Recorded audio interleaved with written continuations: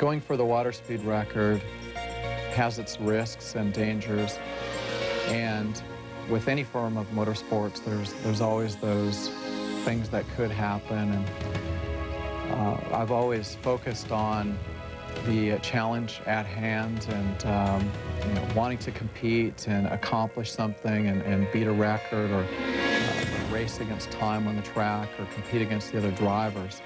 So for me, I think with anything, there's elements of risks in whatever you do, but I feel that the biggest risk is not taking one. The current record, just over 201 miles per hour, was set in, would you believe it, 1962. The history of the record began quite a while before that. Casey Baldwin set a record at 70 miles per hour in 1919. Gar Wood in the Miss America 9 upped it to 102 in 1931. It was 1950 when Stan Sayers raised the bar to 160. Then, in 1960, legendary Bill Munsey made the mark 192. And finally, on April 17th, 1962, Roy Doobie in the Miss US set the record that still stands today. We are in the pit area at what used to be the Sandpoint Naval Air Station. It's about a mile and a half straight north across Lake Washington to the south end of the measured mile, which is located in Denny Park. We have a camera at that location. Our other camera at the north end is on a dock at the home of Dr. Russ Christensen, who we'd like to thank for his help and hospitality. So we have cameras at each end of the measured mile. With water conditions favorable, the crew wasted little time getting the boat repaired and into the water.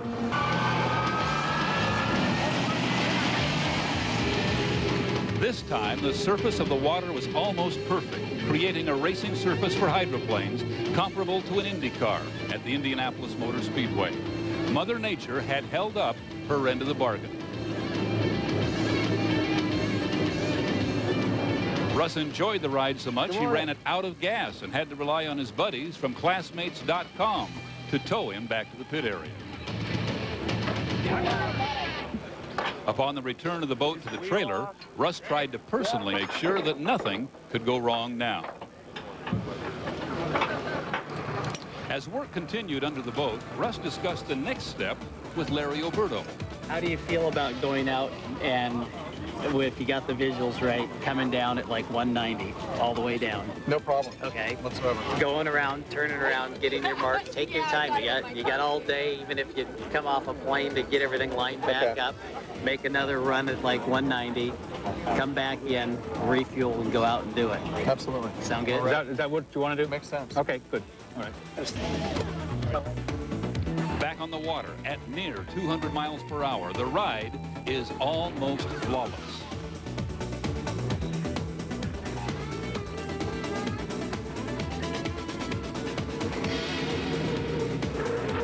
Russ takes the boat back to the south along the course and maintains a speed of 195 miles per hour. You're only 5 miles short right now. No, the race on river, it's running great.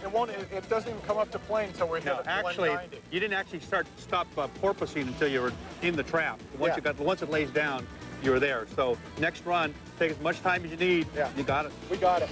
Step off in the back now. A handshake for Jim Bakke, and the canopy is lowered for what should be the last time today. Watch that, Jim. Rope, Jim. Rope. All right, Jim, can you hear me? Okay, here we go. I'm going to push him on. Lock that, Jim? Yep. Let me know when you want the master on and tell me to hit it. Okay, as usual, this comes out as tight as it is. Out on the water, Russ approaches the speed trap, and things couldn't look better. The ride is as smooth as can be as he approaches the trap. A new record requires a run of just under 18 seconds, so we'll keep track of the time in the upper left corner once he is on to the measured mile. Russ's view as he enters the mile. Now watch the timer. Anything under 18 seconds and he is at or near the record.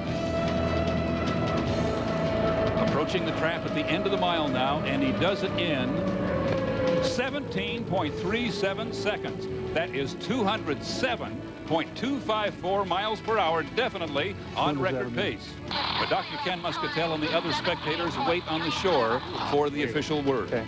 That's the record. Hang on. In order for the record to stand, there must be 2 runs, 1 in each direction at an average speed faster than the old record. Once again, Russ is on the measured mile. Watch the timer now. Again, we're looking for something under 18 seconds. The boat ride, absolutely perfect. This is an unlimited hydroplane at full song, performing beautifully, and 17.67 seconds. That's 203.735 miles per hour. The record has fallen. You did it, Russ. An average speed of 205.494. All right. Woo! Woo! That's right. What's the average? Okay. Russ brings the Miss FREEi back to the pit area, but decides not to stop before doing a little victory lap for the folks who have been watching. Get out of here! Oh, all right. Incredible. Woo! It's a cool deal. It's a cool deal. It is. Oh, man. Oh, man. That's got to be a relief, huh? Let's see, I'll check my shorts. Let me tell you. Congratulations, boss. All right. Does that feel like a win to him? Yeah, it feels like it's unbelievable for this team to do this and for Russ to go out. It's unbelievable. He did a great job. We broke a 38-year-old world speed record for propeller-driven craft. You just saw here today. I think we averaged about 205 miles an hour. Yo! The celebration continued on the deck of the boat as everyone, including our cameraman Scott, were doused with champagne. It